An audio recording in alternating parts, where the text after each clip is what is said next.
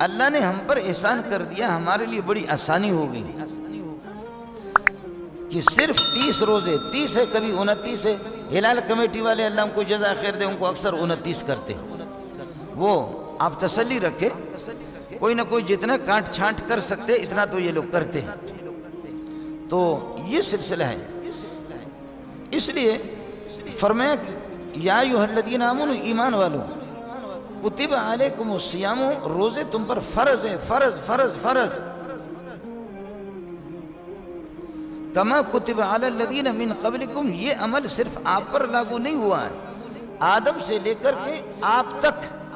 آخری امت تک سب پر روزے فرض رہے، لیکن طریقہ الگ رہے گا، تعداد میں بھی فرق ہوگا، لیکن روزہ فرض سب پر رہا ہے۔ اور قاعدہ یہ ہے، آپ بھی جانتے ہیں کہ کوئی دشوار عمل اگر ہو اور اس دشوار عمل کو اگر سب پر لاگو کیا جائے تو پھر لوگ اس کو آسان سمجھتے ہیں۔ بہت سے دشوار اعمال ہوتے ہیں، لوگ ان کو دشوار سمجھتے ہیں اور بھاری سمجھتے ہیں، لیکن جب ان کو سارے لوگ اس میں مبتلا ہوں، آپ کو تو مثال سمجھ میں نہیں آئے گی، یہ کبھی کبھی یہ ہمارے پولیس والے یا جیسے کہ ہمارے فوجی حضرات پکڑ کر کے میرے جیسے مولوی کو کہتے مرغا بنو، تو ہم دیکھتے کہ طلباء کے سامنے کیسے مرغا بنے، بڑی رسوائی ہے، لیکن طلباء کو کہتے تم بھی مرغا بنو، تو ہم کہتے کہ چلو اس میں خانے کے اندر ہم سب یہ ہے، اسی میں اللہ، اس کیا کہتے ہیں غسل خانے میں ہم سب ننگے ہیں۔ تو یہ اس طرح ہوتا ہے نا کبھی کہ استاد جی کی بھی آنکھیں باندھ دیتے ہیں، استاد جی کہتے ہیں کہ شاگردوں کے سامنے تو میں رسوا ہو گیا، لیکن شاگردوں کی بھی آنکھیں بند، ان کی بھی پٹائی کرے تو پھر کہتے ہیں کہ چلو نہ تنہا مندری میں خانہ مستم جنید و شبلی و عطار و ہم مست، اس میں خانے کے اندر میں مست نہیں ہوں، میرے ساتھ اور لوگ بھی ہیں۔ تو اس طرح بھی ہوتا ہے، پھر ہمیں سمجھ میں آتا ہے کہ یہ دشوار عمل میرے لیے ہوگا تو میری بدنامی ہوتی، مجھ پر سخت ہوتا، لیکن سب پر ہے، اس لیے فرمایا کہ تسلی رکھیں، کتب علیکم الصیام، روزے تم پر فرض ہے، کما کتب علی الذین من قبلکم، جیسے کہ تم سے پہلے لوگوں میں، لیکن یاد رکھ لینا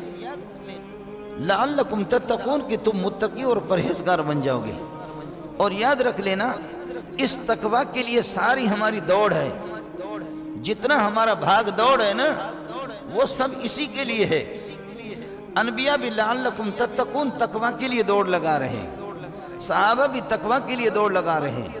اور تابعین بھی تقوی ہی کے لیے دوڑ لگا رہے ہیں، تبع تابعین بھی تقوی کے لیے دوڑ لگا رہے ہیں۔ جو جتنا بڑا متقی ہوگا اتنا بڑا ولی اللہ ہوگا، اور ولی اللہ کا معنی قریب اللہ، جو جس کے پاس جتنا تقوی ہوگا، اعمال جیسے پختہ اور مضبوط ہوں گے، اتنا ہی اللہ سے قریب ہوگا۔ انبیاء خود برابر نہیں ہے، 1.25 انبیاء، 1.25 انبیاء برابر نہیں ہے، انبیاء میں آپس میں مراتب میں فرق ہے، جب ان میں تقوی کے اعتبار سے فرق ہے، انبیاء میں فرق ہے، اور ان کے ماننے والے صحابہ میں جو ان کے شاگرد ہوتے ان میں بھی فرق ہوتا ہے۔ انبیاء میں آپ جانتے ہیں کہ نوح علیہ السلام ہے، حضرت موسیٰ علیہ السلام ہے، عیسیٰ علیہ السلام ہے، 10-11 نبی یہ اولو العزم انبیاء ہے، اور پھر 1.25 انبیاء میں محمد رسول اللہ کا مقام سب سے اونچا ہے۔ خود انبیاء میں اس تقوی کے اعتبار سے، للہیت کے اعتبار سے، عبادت کے لحاظ سے، اللہ کے قرب کے لحاظ سے خود انبیاء میں فرق ہے۔ صحابہ میں جو ابو بکر کا مقام ہے وہ عمر کا نہیں ہے، جو عمر کا ہے وہ عثمان کا نہیں ہے، جو عثمان کا وہ علی کا نہیں ہے، جو ان چاروں کا مقام ہے وہ باقی صحابہ 1.25 صحابہ کا بھی نہیں ہے۔ جو جتنا بڑا متقی ہوگا، لعلکم تتقون، میں نے روزے فرض کیے کہ تمہیں تقوی حاصل ہو جائے، اور جب تقوی حاصل ہو گئے تو پھر کیا ہوگا؟ ان المتقین فی جنات و نہر، آپ جنت باغات کے اندر بھی ہوں گے اور نہریں بھی بہتے ہوں گے، فی انہار من ماء غیر آسن و انہار من لبن لم یتغیر طعمہ و انہار من خمر لذۃ للشاربین، شہد ہے، دودھ ہے، پانی ہے، ان کے نہریں آپ کے لیے بہتی ہوں گی۔ اور چھوڑو ان نہروں کو، یہ نہریں تو کچھ بھی نہیں ہیں، جب تقوی آپ کو حاصل ہو گیا تو پھر اللہ کا قرب حاصل ہو گیا، جب اللہ کا قرب حاصل ہو گیا، اولیاء اللہ کا معنی اقرباء اللہ، اللہ کا قریبی قریبی قریبی قریبی، یہ ہے جب اللہ کا قرب حاصل ہو گیا تو اللہ والوں کا قرب تو خود بخود ہی حاصل ہوگا، اور اللہ والے کائنات کے اندر انبیاء سے بڑھ کر کے کوئی جماعت نہیں ہے، اس لیے انبیاء کی رفاقت جنت کے ممبروں پر بھی اللہ آپ کو نصیب کر دے گا۔ اور چھوڑو، یہ تو بہت بڑی نعمت ہے، اس میں تو کوئی شک نہیں ہے، لیکن انبیاء کی یہ اس تقویٰ کے نتیجے میں انبیاء کی زیارت سے ہٹ کر کے اللہ اپنی زیارت کرائے گا۔ اس لیے آخری جو نعمت ہے جو جنت کے اندر نہیں ہے، جنتیوں سے کہا جائے گا لَهُمْ مَا يَشَاءُونَ فِيهَا وَلَدَيْنَا مَزِيدٌ، مانگو مانگو۔ وہ کہیں گے 1.25 لاکھ انبیاء کی زیارت کی اور جنت کی ساری نعمتیں مل گئی، اب کیا مانگیں؟ اب اور مانگیں گے کیا؟ تو فرمائیں گے آپ کو مانگنے کا طریقہ نہیں آتا، اب سن لینا، اب کچھ نعمتیں اور بھی ہیں۔ کون سی نعمتیں؟